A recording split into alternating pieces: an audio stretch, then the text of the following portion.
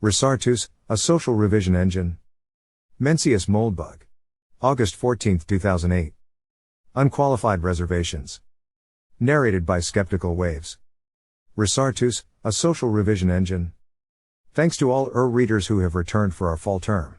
No, it is not September yet, but the air is full of fog and brown apple moths, and my little daughter is at 5 months. I am delighted to report that she holds her own bottle. She also has a brutal, laser-like, almost creepy stare, and Mrs. Moldbug fervently denies that she in any way resembles Hitler. I suppose her hair is lighter. And thanks again to those who contributed comments in the old series. I still intend to edit, or at least select, the comments to construct a coherent thread of response. Or at least one as coherent as the essays themselves.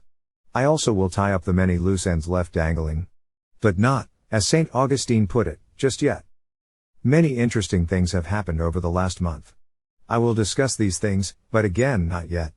The next post will appear not on the 21st but the 28th, and it will be called something like U.S. Foreign Policy from Hamilton to Heron to Holbrook, 2 centuries of mendacious, counterproductive bungling. But in the meantime, there's always the war nerd. Today, though, we're going to look a little more at the solution I proposed, Resartus. A couple of people have built systems roughly related to the proposal, Lex Libre at resartus.thinkernews.com, Daniel Nagy and Baldwin Kovacs at thiblo.com. Lex has also started a Google group, Resartus. Please join this group if you're interested in contributing. I have registered resartus.org, but I have no intention of running the project. Since the golden rule of software is that who writes the code makes the rules, my suggestions are just that, suggestions. Following the old Roman design of the dual executive, I appoint Daniel and Lex the consuls of Resartus, with joint plenary power. It is their bag, man. The consulate is permanent, or at least indefinite. Each consul is free to appoint his or her own successor at any time for any reason. I will assign the domain in accordance with the consul's wishes, no matter how corrupt, incompetent or tyrannical they may prove to be. Let's take a moment to meet these people. Dr. Nagy, of course, is a frequent commenter here at His homepage is here. So is his PGP key. Daniel is that kind of guy. As for Lex, I have no idea who he is. I have never met him. I've never met Daniel, either, but at least we've Skyped. Lex's handle is only slightly less ominous than mine. And while I promise to protect his privacy, I can't resist revealing this short biography, which may of course be entirely fraudulent. I currently do coding and product design for a venture-backed startup in Cambridge, Massachusetts. Like you, I was once a prototypical progressive. I attended high school at Knott Andover, MM, and then majored in history at Knott Princeton, graduated 2006. During college I interned on Capitol Hill, volunteered on campaigns, worked in City Hall, etc. Gradually, I observed firsthand the many pathologies of government. Midway through Knott Princeton I taught myself to code and dove into the tech startup world. It's amazing how your perspective on politics changes when you start asking, how can I start a business to solve this problem? Rather than how could a government program solve this problem? That change, along with numerous neighbors of moments, soured me on both the university and progressivism. I think I first found your blog last February when someone submitted your post about the financial crisis to programming.reddit. I followed your links and started reading Rothbard and DeSoto, plus Hoppe, Leone, Szabo, Saylor, Stefan Zweig, Grand Duke Alexander, etc. It's been a fascinating trip. So thank you. You see, the grade of young minds we're corrupting here at Quality over quantity. If Lex gives you any trouble, however, you can address him derisively as Princeton. In any case, Resartus is theirs, to A. See through, B. Screw up, or C. Let die on the shelf. The idea is out there, and if they don't do it, I suspect someone else will. If you are not interested in working with Lex and Daniel, even if they are not interested in working with each other, DNS has no shortage of names. Feel free to fork. I will use this space to promote anyone who builds anything even vaguely inspired by the idea. But I do want to use this week's post to clarify my own vision of Resartus. After this, I will butt out. Since Daniel and Lex have irrevocable plenary power, they are of course free to ignore anything I say. They are also free to ignore anything you say. My impression, though, is that they are sensible people who know how to listen, and I expect they will listen to you as well as to me. Obviously, nothing like Resartus can happen without an enormous community contribution, in design and administration as well as mere content. For simplicity, I'll describe Resartus in the present unconditional tense, as though it actually existed and I, not Lex and Daniel, was its designer and administrator. Please remember that neither of these statements is true. The consuls may or may not use any of the ideas below. If you don't like their decisions, please don't complain to me. Resartus is a social revision engine. Perhaps the easiest way to explain this is to explain what it is not. Here is an example of what Resartus is not, createdebate.com. Thanks to Alan Gooding for pointing me to this site. Here is the first debate I saw when clicking there today. Its creators, who I suspect are young men very like Lex, and who have clearly put a lot of hard work into the venture, must be tearing their hair out over who is the baddest celebrity? And it's like. But what can they do? Alea Yacta est. The Onion, as so often, nails it. A social revision engine is not a chat board. If it degenerates into a chat board, it is dead. The world has no shortage of chat boards. It may even have an excess. Resartus is designed to complement Wikipedia, a remarkably valuable and useful service, though untrustworthy in general and often malignantly deceptive on controversial issues. Think of it as Wikipedia for controversial material and, perhaps eventually, original research, and you won't be too far off. One of the conclusions this leads me to is that Resartus, at least as such, is not cut out to be a classic Web 2.0 or Y Combinator style startup, like the unfortunate createdebate.com. i.e., it cannot be corporate. It needs to be transparent. It could have a corporate side and a transparent side, but it needs to separate them awfully well. Imagine how many people would have contributed content to LawWik if its domain had been, say, cyberpedia.com, and their articles had been sucked into a one-way database and surrounded by ads. Google may be able to get away with this, but you can't. As a veteran of more than one Silicon Valley bubble, my feeling is that the Web 2.0 era is starting to feel a little played out, anyway. One large problem is that, with cloud services like Google App Engine, Amazon EC2, etc., hosting an application is starting to verge on the trivial. The lower the fixed cost, the more the community model outcompetes the capitalist model. No capital, no capitalism. Another problem, especially for Resartus, is that smart people don't click on ads, at least not unless they're actually searching for products and services. Over time, I expect transparent social networks to outcompete corporate ones. Maybe it's time for Web 3.0. This is not to say that a buck cannot be made off the thing, if it succeeds. Look at the antics of Jimbo and his friends. But success is a prerequisite, and it's my impression that Resartus.org would outcompete Resartus.com, even if the latter was not owned by some spammer. If you are full of piss and vinegar, please feel free to prove me wrong. In any case, on to the product. It may not be commercial, but it remains a product. This means it deserves what, in the biz, we jokingly call a PRD. I will avoid elaborating on this acronym. Trust me, you don't want to go there. Let's do more or less the same thing, but make it fun. A social revision engine exists to help you, the reader, make up your mind about a controversial issue without appealing to external authority. For example, Wikipedia's policy suggests material that has been vetted by the scholarly community is regarded as reliable. This means published in peer-reviewed sources, and reviewed and judged acceptable scholarship by the academic journals. Material from mainstream news organizations is welcomed, particularly the high-quality end of the market, such as the Washington Post, the Times in Britain and the Associated Press. Here at we refer to these fine institutions collectively as the Cathedral. Note that LawWik does not stoop to filling us in as to why we should believe the Cathedral. It is simply infallible, like the Vatican. Oh main Padme hum. Trust the computer. The computer is your friend. The process by which the scholarly community and the mainstream news organizations produce their reliable material is quite different from the process by which the Vatican produces its. The claim that the former is infallible, or even nearly infallible, or even fallible but eventually convergent toward the truth, is not one to be scoffed at. The cathedral is a grand old edifice, a fabulous achievement of Western civilization. It is full of many fine people, many of whom do excellent work. As a whole, I don't trust it at all and I think it needs to go. But this is just my own 2 cents. If you do trust the cathedral, you have much less need for Resartus. Need? Well, need is a strong word. You don't need anything, besides oxygen and oat mush. But you should want to use Resartus. Or at least someone should. As with any product, we need to start by considering the users. No users, no traffic, no nothing. Users of Resartus come in 3 categories: readers, writers, and developers. The developers are the people who build and administer the site, such as Daniel and Lex. Developers should not be writers, this is a conflict of interest. Initially, everyone who visits Resartus will be a writer. The elusive pure reader will only arrive after a considerable degree of success. Nonetheless, we discuss this individual, because every plan is a plan for success. The Resartus reader, call her Janet, wants to make up her mind on some controversial issue. This issue is relevant, important enough to be worth Janet's time. It is binary. It can be defined as a question whose answer is yes or no, and it is disputed. Plenty of people are strongly convinced of each side of the question. For example, who is the baddest celebrity? Is clearly disputed, but it is neither relevant nor binary.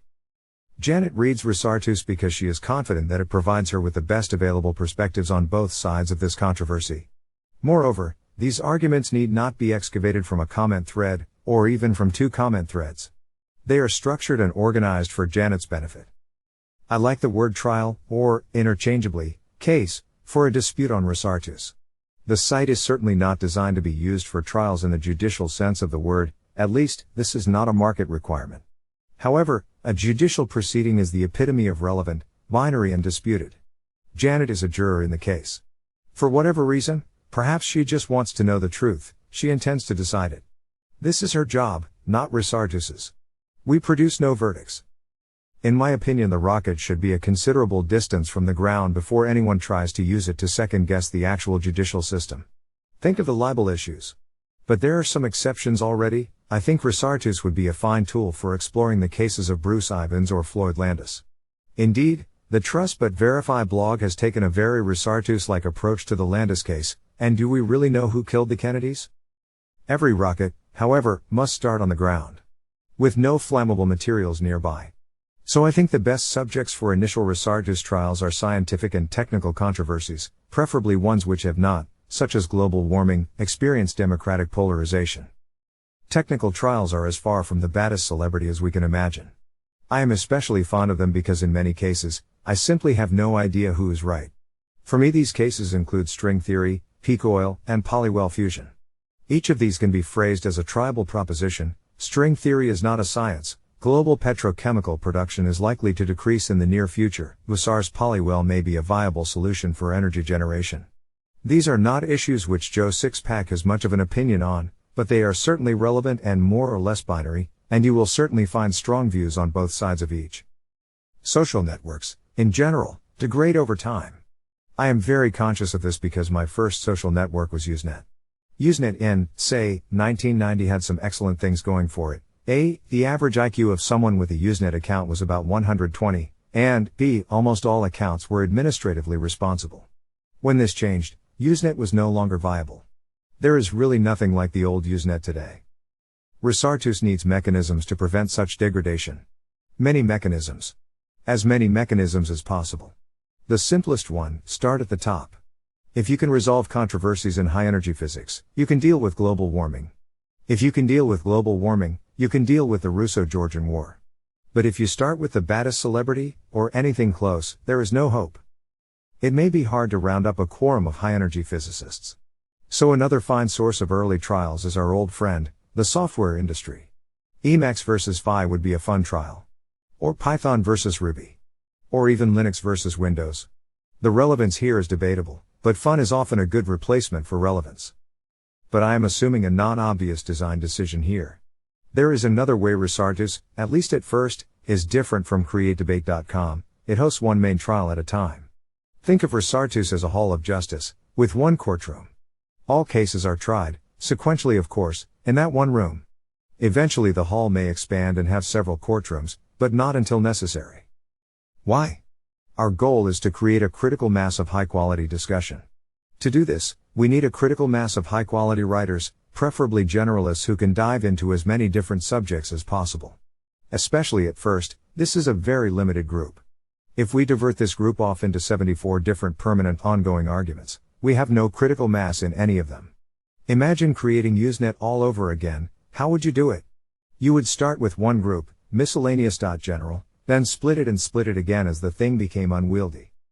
Moreover, if we only have one courtroom, we have an excuse to put deadlines on our trials, which should focus the attention wonderfully. 2 weeks, for example, should be enough to solidify the major points on just about anything. Of course, completed trials are not deleted. They are moved to the back burner. Discussion may not even need to be closed, although it probably should at first. Ideally, in a successful Resartus, a wide variety of trials are continually maintained and updated, so that Janet can get the dirt on whatever subject she wants to understand. For example, the ultimate use of Resartus might be a complete revision of modern history, with trials on every political controversy for the last 200 years. Who was right in the War of 1812? I really don't know. And I would like to. But the rocket has to get off the ground first, and creating a community is like making gunpowder explode, it takes compression. For scheduled trials, you need a scheduler. Initially, at least, this must be the developers. Lex and Daniel do not just write code, they decide what Resartus is going to focus on, when. They schedule, configure and administer the trials. They do not rely on random IP addresses to submit questions like who is the baddest celebrity. Crowdsourcing has its limits. Moreover, we have yet to answer the difficult problem, how to ensure that, from a world of random IP addresses, we somehow construct the strongest possible arguments on both sides. This is a mission-critical feature for Resartus. If Janet cannot be confident that she is seeing the best case on each side, Resartus is useless to her. She has no way of knowing that she is watching the string theory C team go up against the loop quantum gravity A team. She may know an ass-kicking when she sees one, but this kind of ass-kicking tells her nothing. It may be possible to solve this problem with a karma system, like Slashdot's, in which quality is determined entirely from peer votes. I am not a believer in democracy, but Slashdot has done a pretty decent job with their moderation system. So have Reddit and Hacker News. Certainly Resartus needs something of the kind. There are many problems with non-directed moderation, but one of the main ones is that people vote for content rather than quality. It goes without saying, or should, that plaintiffs' lawyers should not be voting defense lawyers up and down. Since the general Resartus approach is to separate the sides of a case, more on this shortly, we avoid this deadly pitfall. There is another mechanism, however, human editors. I would like to think it's possible to construct a quality filtering system which is entirely user-generated. But the only way to test this is to compare it to the work of a human, and a good one. In other words, it may be possible to produce a flat, purely crowdsourced trial which still satisfies Janet's needs. It is a goal. It may be possible to reach this goal. Or not. If so, it will take a lot of tuning and community building. Before this point, however, scheduling a trial involves securing the time of at least one editor. Following the judicial metaphor, the editor is like the attorney. Attorneys in a normal judicial trial do not solicit input from the spectators, but there's a first time for everything. Editors are appointed by the developers for each trial. They may be experienced Resartus writers, or guest experts from outside the community. For example, a trial of string theory is one thing. A trial of string theory in which the prosecution is edited by Peter Voigt and Lee Smolin, and the defense is edited by Lubis Model, is quite another. You might get the same results without the celebrities. But you might not. In general, at least one side of a Resartus trial will be in some way revisionist, i.e., inconsistent with the wise and holy teachings of the cathedral.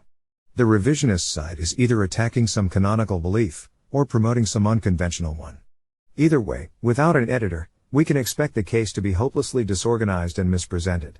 The opposite, canonical side has a much better chance of being able to get by with mere crowd moderation. I've described the ingredients of a trial. Now let's zoom in a little and take a closer look at the process itself.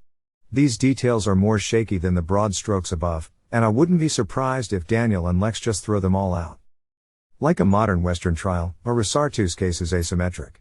Again, the burden of argument falls on the revisionist, who needs to make a case that the canonical interpretation of reality is wrong. Few will bother, at least at first, using this tool to make a case for the conventional wisdom. By definition, it has no shortage of defenders. Thus we can describe the revisionist editor, or editors, as a prosecutor, or prosecutors. If this reminds you pleasantly of Cicero and his ilk, it should. Although in the end it was abused and resulted in a few too many decapitations, the Roman idea that anyone could prosecute anyone for anything was one of great coolness. Certainly the Varises of our day could use a Cicero or two. And in Resartus there are no verdicts, and certainly no proscriptions. The prosecutor opens the trial by stating a brief, but explosive, conclusion. For example, string theory is pathological science. Floyd Landis is a clean, upstanding young man. America would be a better place without ethnic group. Emacs is a more powerful editor than Vi. Lee Harvey Oswald was a stooge of the Knights Templars. To support this claim, the prosecutor then composes a statement. The statement should be short, but no shorter than necessary. It explains all the logic and facts necessary to understand the connection between Oswald and the Templars, or other revisionist argument. The content of the trial is an annotation tree against the prosecutor's statement. Annotations can be added by either prosecution or opposition. They may be local to some part of the statement, in which case they are marked, as unobtrusively as possible, much as footnotes. Or they may be global, with no such connection.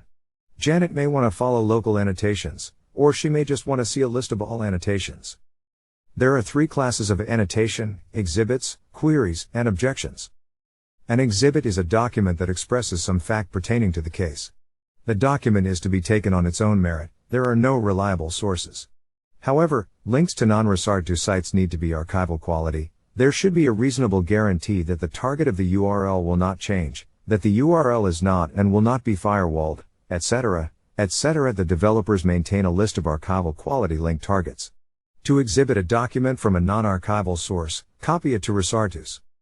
A query is a sincere request for additional information or clarification. A rhetorical question is not a query. The difference between objections and queries is a matter of taste, of course. But taste matters, which is why we have the category. An objection is an arbitrary counterstatement. Like the original statement, it is open-ended. It should be short and to the point. The response to a query is a clarification, which can then be annotated as if it was part of the original statement. The response to an objection is a set of counter-annotations. Thus the annotation ping-pong continues recursively on down, until both sides are satisfied that their point has been made and their opponents are simply dense. At that point, they leave it to Janet. One of the basic principles of Resartus is that stonewalling is not an effective defense. If Verres does not show up for the event, Cicero can still create a trial that is every bit as damning. Protection against stonewalling is provided by auto-annotation. If Verres does not query or object to Cicero's statement of his atrocious crimes, Cicero can add his own queries and objections, and answer them himself. Auto-queries, so familiar in the FAQ form, and auto-objections should be colored, labeled or otherwise distinguished, because like any rhetorical technique they can be abused. However, there is nothing more humiliating than discovering that one's opponent has anticipated all of one's objections. The problem of producing this annotation tree is essentially a collaborative editing process. But unlike most collaborative editing processes, it is the product of two groups, not one. There is no reason to expect the prosecution and the opposition to be able to collaborate, or even engage in a civil conversation. They are enemies. Their aim is to humiliate and destroy each other. Verres' head is on the block, as is Cicero's reputation. Within each side, we can expect great amity and civility to prevail. Both the prosecution and the opposition are teams. All are working for the same victory. The prosecution has the advantage of an editor, and probably for early trials the opposition should have one as well. Otherwise, the task of prioritizing, editing and, perhaps hardest, unifying annotations must be left to good old voting. Prosecution and opposition also need separate discussion boards. Messages on these boards are not annotations. They will not be seen by Janet. They are for internal purposes only. To participate in these discussions, or to enter annotations, a Resartus user needs to pick a team. There is no crossing over. If you decide halfway through the trial that your side is actually wrong, dropping out is your only recourse. Adversarial discipline is essential. If Janet really exists, i.e., once undecided readers actually show up, it may be desirable to have a third discussion board, for the undecided reader. Undecideds can share their questions and concerns, which will probably be scanned by both prosecution and opposition and raked into the annotation tree. Once they reach a conclusion, however, they must post it and drop out. Why the separation? Because I have been reading internet boards for, God help me, more than half my life, and I have never once seen a productive group discussion between two factions. At least, I have never seen such a discussion that couldn't obviously have been improved by providing a private board for each faction, and a structured arena for them to explore the disagreement. And I also have never seen this technique applied, which means that it either, A, sucks and is stupid, or, B, is totally cool and will take over the world. Which one is it? That's for you to find out, if you're interested. Hopefully someone is. In any case, I think I've laid out enough details to make it clear what I mean by Resartus. The actual Resartus is in the hands of Lex and Daniel. Hopefully it will be something cool. The next post will appear on August 28, 2008.